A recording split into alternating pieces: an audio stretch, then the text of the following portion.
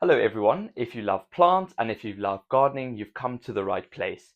Today I want to talk about my Amaryllis, which is now heading towards the flowering stage. If you've seen my previous video on my channel, you would have seen a bulb that was just sitting there looking like it's doing absolutely nothing. And I spoke you through the most common problems with them and how to plant them and how to treat them so that we can finally get them to that flowering stage. So just over a month ago, that little bulb, which really looked like it had no potential in it, has turned into this absolutely magnificent looking leafy amaryllis. And most amaryllis don't start like this. You tend to expect the flowering stem first, then followed by the leaves. However, in this case, it's done it the opposite way. And this isn't necessarily a problem. It just means that the bulb is prioritizing growth first before flowering. And I have seen many people ask me, am I too late?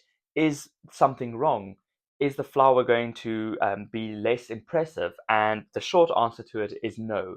The amaryllis is just prioritizing what it needs for itself before giving you the full sense of its glory. This is what happens when an amaryllis bulb is actually in a healthy condition. It puts energy into producing leaves, which in turn is able then to support a flowering stem and not one that flops over a week later. So if yours is doing this, it is not behind, it is simply preparing. And this is a little bit contrary to what you would see on social media or in stores or online, where you tend to see the flowering stem first followed by the leaves. And I think the hype and the misconception is that that's how it should be rather than this. So if yours is doing this, please do not panic and please do not stress. It is heading in the right direction. And it is unfortunately at this stage where most people make a mistake. People tend to panic. I myself have done so more times than I can remember. And what we then tend to do is we tend to overwater or indeed overfeed the bulbs. And some people have even, I've seen, cut down the leaves to try and force or induce a flowering stem. All I would say is please don't do that. Take a breath, take a step back, leave the plant in its position, which in my previous video I have alluded to. At this stage, it needs as much light as it can possibly get.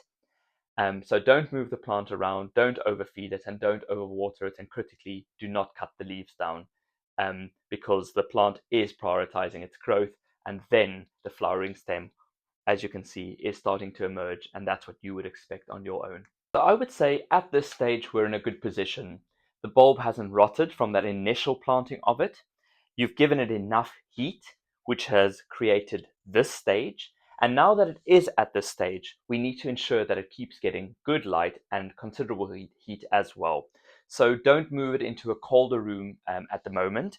It really does need that heat and light combination to keep pushing up the flowering stems, which then ever so slowly will cause the flowers to form.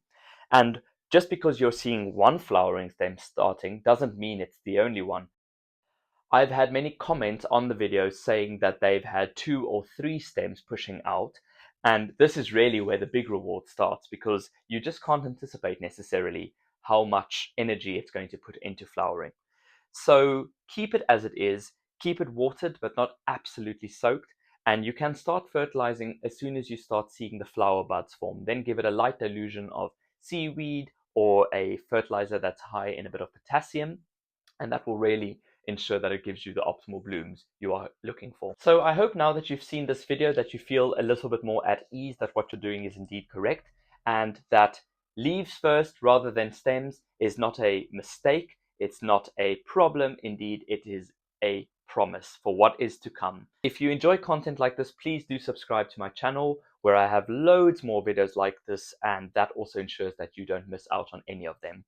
And now that the plant is heading towards flowering, I think the next video that I should do on the amaryllis should include its flowering stage and post-flowering care so that we can ensure it has the best aftercare so that next year it gives you those wonderful blooms that you want.